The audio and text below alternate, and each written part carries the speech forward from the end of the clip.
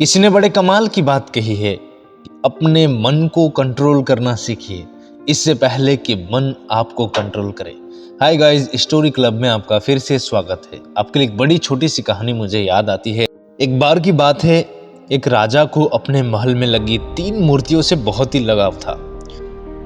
महल में हर कोई इस बात से परिचित था, लेकिन एक दिन सफाई के दौरान एक सेवक से उन 3 मूर्तियों में से एक मूर्ति गलती से टूट गई। राजा उस समय उन मूर्तियों के आसपास ही खड़ा था, इसलिए उसने क्रोध में आकर आग बबूला हो गया। उसने आव देखा ना था उस सेवक को मृत्यु दंड देने का फैसला किया। सेवक मृत्यु दंड की खबर सुनकर भी बहुत ही शांत खड़ा रहा और उसने तुरंत बाकी की दोनों मूर्तियां भी तोड़ डाली। ये देखकर राजा का पारा 7वें आसमान पर पहुंच चुका था। राजा ने उससे पूछा कि क्या तुम पागल हो गए? क्या तुम जानते नहीं कि यह मूर्तियां मुझे कितनी प्रिय हैं? फिर सेवक ने कहा कि महाराज, मैं जानता हूं कि यह मूर्तियां आपको बहुत ही प्रिय है, इसलिए तो मुझे मृत्यु दंड मिल रहा है। राजा हैरानी से उसकी ओर देखते हुए कहा कि फिर तुमने ऐसा कृत्य क्यों किया?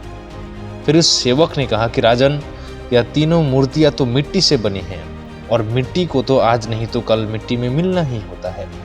रही बात इन मूर्तियों को तोड़ने की, तो जैसे गलती से आज मुझसे एक मूर्ति टूट गई, कल बाकी की बची हुई दोनों किसी और से टूट सकती थी। तो हे राजन, मुझे तो एक मूर्ति तोड़ने का मृत्यु दंड मिल ही चुका था, इसीलिए मैंने बाकी की दोनों भी तोड़ दी ताकि अन्य कोई मृत्यु दंड से बच जाए। राजा उसका उत्तर सुनकर अबाक रह गया। राजा ने उससे पूछा कि तुम मृत्यु दंड मिलने पर भी इतना शांत कैसे हो? ऐसी विषम परिस्थिति में भी तुमने धैर्य नहीं खोया, बल्कि तुम दूसरों के भले के बारे में सोच रहे हो, कहीं किसी और को मृत्युदंड ना मिले। फिर सेवक ने कहा कि हे राजन, ईश्वर ने मुझे यह मनुष्य जीवन दिया है, हर एक सुख सुविधा उपलब्ध कराई।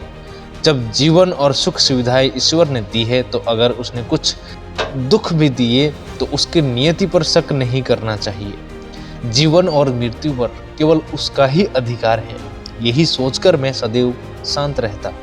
उस सेवक की बात सुनकर राजा को अपने ही दिए हुए निर्णय पर बहुत ही शर्मिंदगी महसूस हुई। राजा समझ चुका था कि उसने अपने पद का अनुचित प्रयोग किया है।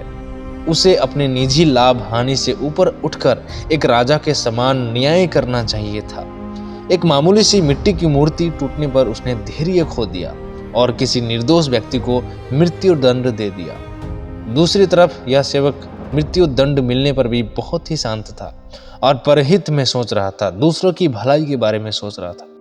राजा को अपनी गलती का एहसास हुआ और उसने सेवक का मृत्यु दंड माफ कर दिया। हाय गाइस, कहानी बहुत छोटी सी है, लेकिन इसका सार ये है कि यह कहानी हमें सिखाती है कि मुश्किल परिस्थितियों में भी अपना धैर्य नहीं खोना चाहिए, अपना आपा नहीं खोना चाहिए। जो कुछ भी फैसला है अपने सोच समझ के डिसीजन के साथ में लेना है, तभी आप लाइफ में बहुत कुछ कर पाएंगे। कर दिखाओ कुछ ऐसा कि दुनिया करना चाहे आपके जैसा। चैनल पर नए आए हो तो सब्सक्राइब जरूर कर देना। फिर से मिलेंगे एक नई कहानी के साथ। तब तक के लिए स्टोरी क्लब में आपका फिर से स्वागत रहेगा।